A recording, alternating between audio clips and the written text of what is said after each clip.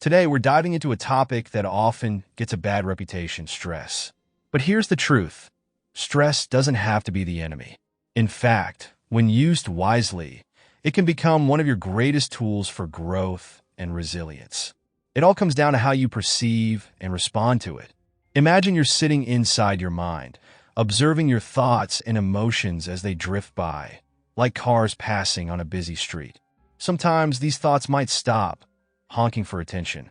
It's easy to get caught up in them, to feel overwhelmed as if a single thought has snowballed into something far bigger. But here's the thing, these thoughts don't define you. They're simply a part of you.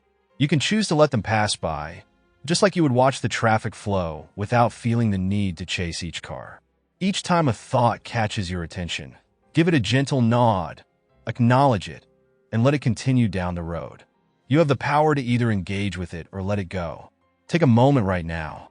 Sit back, and for the next minute, simply observe your thoughts.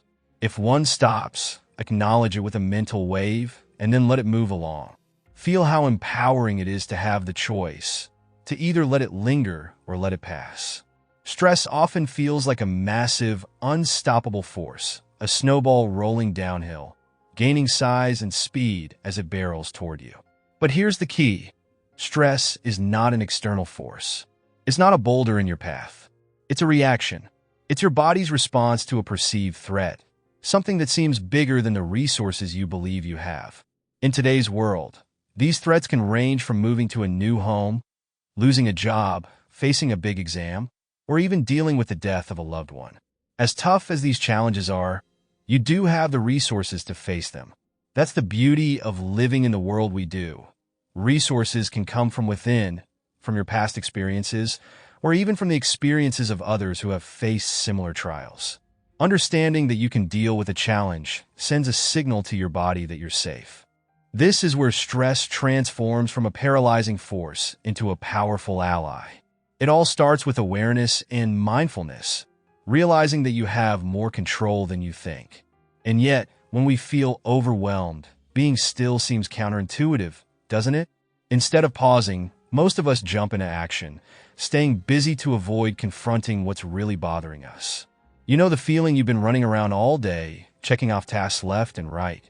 You're exhausted, yet somehow the core issue remains untouched. Why is that? Because we use busyness as a coping mechanism. Being busy makes us feel like we're in control, like we're making progress. But in reality, it's often just a way to avoid facing the deeper, scarier problem that's causing the stress in the first place.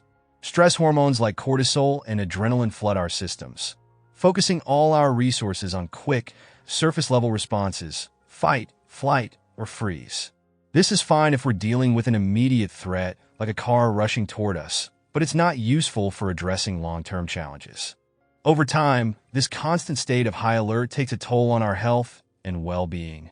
It drains us, making us more reactive, less focused, and more likely to burn out. Here's a mindset shift. Stress is not inherently bad.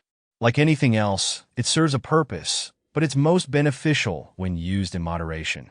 Think of stress as an alert system, a tool that tells you something needs your attention.